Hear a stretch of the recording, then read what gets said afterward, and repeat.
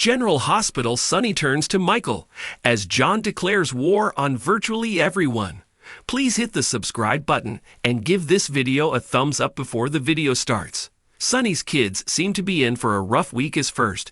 He turns to a less than thrilled looking Michael with one simple request. I need your help, son. The question is, with what? Does he want Michael's help cleaning up Natalia's mess, or in making Ava pay? And why turn to his son now? Is this finally the start of them reconciling? Then there's Christina, who's facing down an irate and exasperated Molly, who just snaps at her sis to sign the damn papers. TG's been worried about this surrogacy from the start, and even Molly's admitted she's questioned it. So are all their fears about to be proved valid?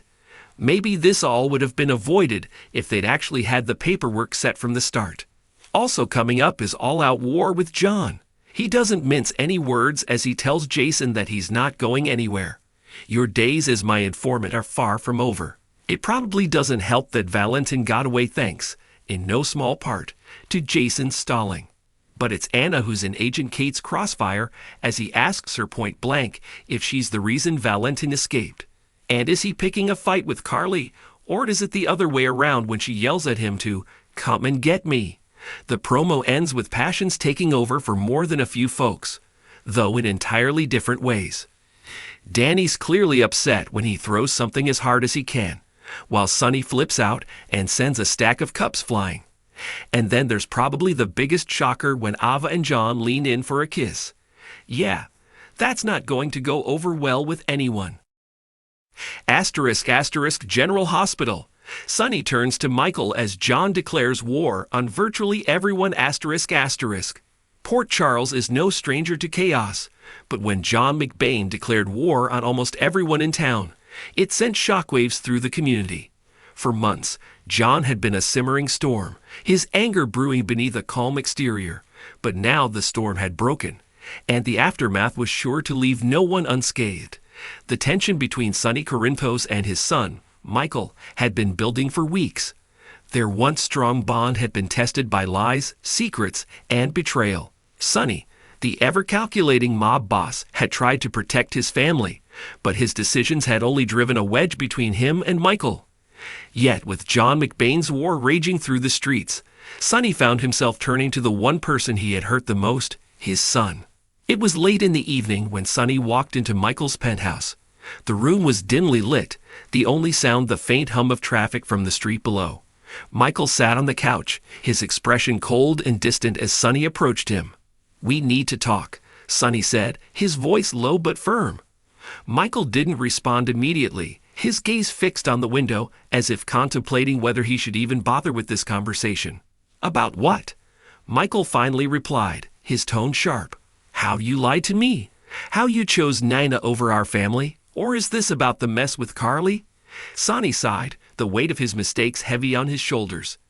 I know I screwed up, Michael. I've made choices that hurt you, and I can't take them back. But right now we have a bigger problem. John McBain is coming after everyone we care about, and if we don't stand together, we're all going to lose.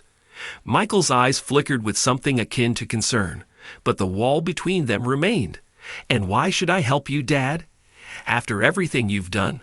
Because despite everything, you're still my son, Sonny said, taking a step closer. I know I haven't been the father you needed, but I need you now. Your family needs you. The silence that followed was thick with unspoken words. Sonny could see the conflict in Michael's eyes, the battle between the anger he felt and the loyalty that still lingered deep within. Finally, Michael stood up, facing his father fully for the first time in what felt like years. Fine, Michael said, his voice steely. But this doesn't mean I forgive you. I'm doing this for Mom, for Wiley, for everyone who's been caught in the crossfire. But when this is over, you and I are done. Sonny nodded, accepting the terms. Fair enough. Let's just make sure there's something left to salvage when this is all over. As father and son left the penthouse, a sense of urgency hung between them. The streets of Port Charles had already begun to reflect the chaos John McBain had unleashed.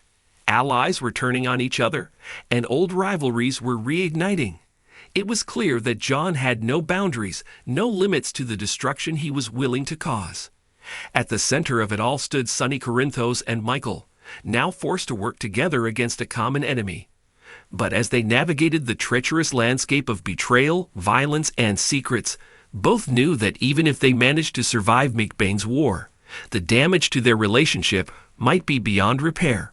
Yet, in the heart of Port Charles, where loyalty and family ties were everything, they had no choice but to fight for their loved ones, for their home, and for whatever fractured connection remained between them.